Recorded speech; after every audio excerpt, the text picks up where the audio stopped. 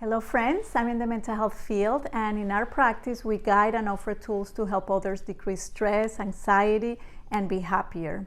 It saddens me when I see people who work in the mental health field spreading fear, anger, and resentment, because that is not how we help others heal or our nation, which really needs it at this time. If you're a mental health professional, I encourage you to use your skills and talents for the good of all. Spreading fear is not our job.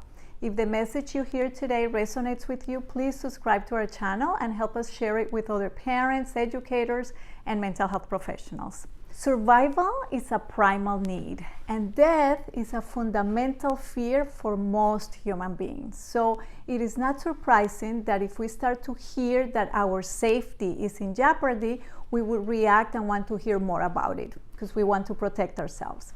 Especially parents, because we worry about our children and also our survival, so we can be there for our children. In a recent episode, I explained how the media can influence us so much that we forget to use our inner wisdom or critical thinking. And we need to listen to our inner wisdom more than ever before.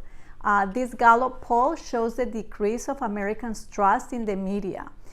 If you're still in that small percent who trust the media without questioning it, I invite you to listen to all sides of the story and then use your inner wisdom. Here are a few things that might be helpful to you. Number one, the media keep telling us that the death toll in the US has reached an all-time high, and that's the phrase that we continuously hear, an all-time high.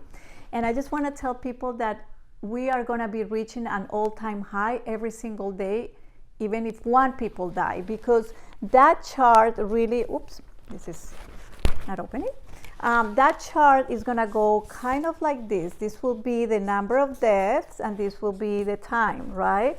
So let's say we have 135,000 deaths right now. Even if we add one, this is gonna be an all-time high. And even if we have another 100, it's gonna be an all-time high. That is always going to be this way. The only way we're gonna get this line to look like this, you know how it would be, right?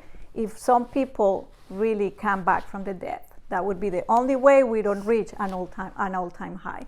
So that is something that they use, and it is clearly to make us feel more fearful. Another big emphasis of the media is on the number of positive cases. The CDC director has stated already that we need not to focus on the number of positive cases, but on the effects that those positive cases have on death rates. This graph comes from the CDC website, and it is clear that we're beating the virus even with the widespread opening of economies. Each of the colors represent different age groups. The one obviously here on top are the greater number of deaths, and these are from people 85 years and over. And the one way down here in the blue line is children. It's been said many times to us, the percentage is very low. It's 0.0 something percent. And we also know that children die a lot more from the regular flu. And when I hear parents say, yes, but you know, if they get the COVID-19, they could pass it on to the grandparents. And that is also true with the flu. We know that children and the elderly are the ones who die mostly from the flu. And we never really hear parents saying that they're not sending their children to school because it's the flu season. So I would like to emphasize this just to give parents a little bit more, to calm them down a little bit more when making this decision. This table is also from the CDC website. I will send the link in the description of this episode. This is the total number of deaths in the United States as of today, July 29th. It's 135,579. It is important to note that from that number, about 50,000 of them are from New York and New Jersey. Remember that early on in the pandemic, while we were learning, New York and New Jersey sent their older COVID patients back to their nursing homes and long-term care centers. and they infected many of their older residents, and they died. So that's why the numbers were so high. These two columns here are very important. This one reflects the deaths involving COVID and pneumonia and excluding the flu. And this one is with the deaths due to influenza with or without COVID. But right at the beginning, you can see that when we had not identified COVID deaths yet, then these were the numbers of influenza. And those are about numbers that we would see, on a flu season. And in 2017, CDC reported 55,672 deaths due to influenza. And in 2018, 59,120 deaths due to influenza. If we were to do the math in terms of how many it would be per month or per week, per month it would be, let's say if it were 55,000, it would be about 4,500 deaths per month, and per week would be about 1,070.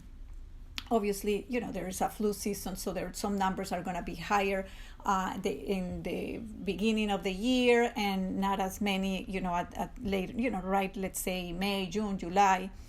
But it's just good just to kind of give us an average number so we can see that clearly. So here are the numbers. They begin to increase on the COVID deaths really drastically, and then the flu goes down very low. Look at the last numbers here, are one-digit numbers. And the last few weeks had 1,331, 1,900, 1,665. So these are the numbers, but I just want you to remember that these numbers are that people who are dying with COVID and from COVID, okay? Those are all including both of those numbers. People still ask me what's the difference between those two deaths. And the difference is that if I were to have a heart attack right now, even though I did not have any symptoms of COVID, and I went to the hospital and they tested me and I was positive for COVID and I died, that death would be counted as a COVID death, even though I did not have any symptoms. So that's a death of COVID with COVID, not from COVID. Okay, I think this official explains it very well. The definition of people dying of COVID. So the case definition is very simplistic. It means at the time of death, it was a COVID positive diagnosis. So that means that if you were in hospice and had already been given, a few weeks to live, and then you also were found to have COVID, that would be counted as a COVID death. It means that even if you died of a clear alternate cause, but you had COVID at the same time, it's still listed as a COVID death. So everyone who's listed as a COVID death doesn't mean that that was the cause of the death, but they had COVID at the time of death. I hope that's helpful. The CDC has also this graph that shows weekly deaths from all causes. And here you see from January 1st, 2017, all the way to July 1st, 2020. Actually, if I point right here, this is the week ending July 11th. So we have it all the way through July 11th of 2020.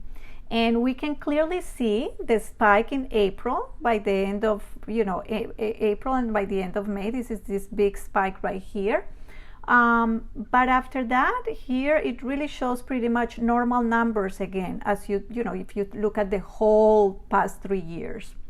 It is my opinion that if we were not politicizing this pandemic and the numbers would reflect only those dying from COVID, at this moment, we would not be calling this a pandemic any longer. Most likely, it would be just a manageable epidemic, which would not be making parents feel so unsafe about sending their children back to school.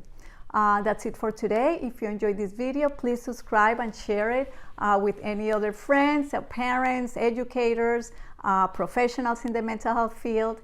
And thank you so much for watching, and see you next time. Bye.